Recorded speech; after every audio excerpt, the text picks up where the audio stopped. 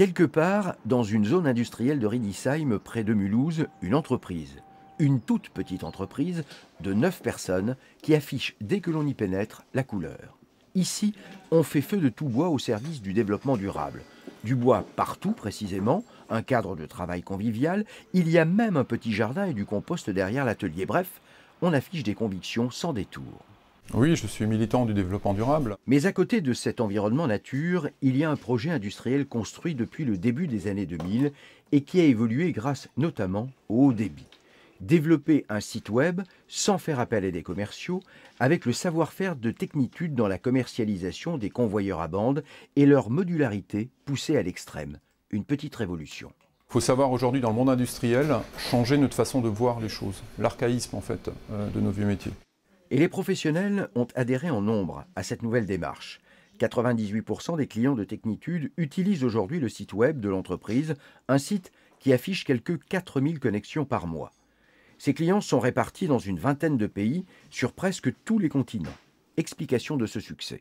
Le propre de Technitude, c'est de s'adapter à leurs problèmes à eux.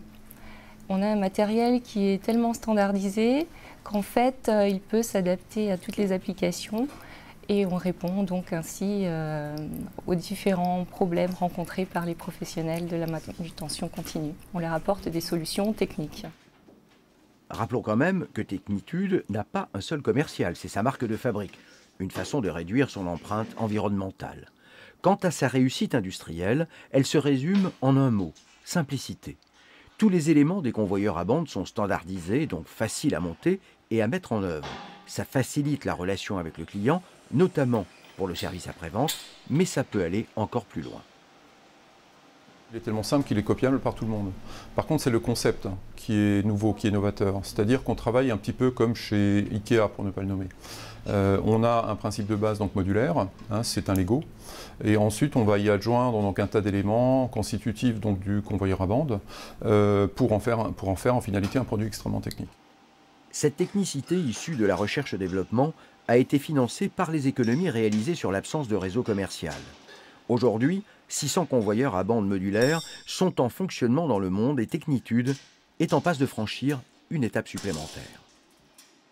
On est en train de mettre en place donc, un configurateur industriel qui sera le premier configurateur donc, dans ce métier-là, où l'internaute sera capable d'identifier son besoin à travers notre produit et surtout de clairement intégrer le contexte d'application.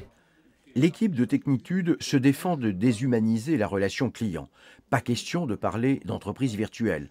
Elle s'affiche dans les salons, elle construit un plan de communication dynamique et entretient un suivi de ses clients qui lui permet, comme le dit Eric Koenig, de rematérialiser le dématérialisé du web.